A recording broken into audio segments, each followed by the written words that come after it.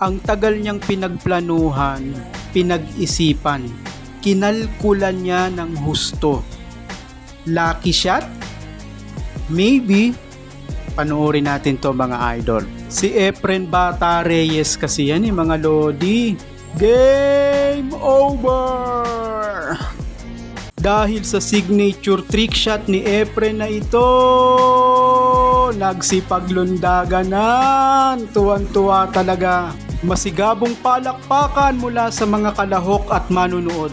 Paghalik ng bola sa cue ball, laglag sa side pocket. Pero tignan nyo sa pamamagitan ng banda muna ito tinira ni Efren. Boom! Pag-stop ni cue ball sa tapat ng side pocket. Pagmasdan nyo ang posisyon ng bola, diyan din ibabalik ni Efren yan. Ang sakit talaga sa ulo kapag si Efren ang tumira ng defensive shot. Ayan woo! Medyo malayo ang pagitan na to mga lodi pero tignan nyo, nakuha pa ni Efren at sa corner pa ito inihulog ni Efren. Ayun woo!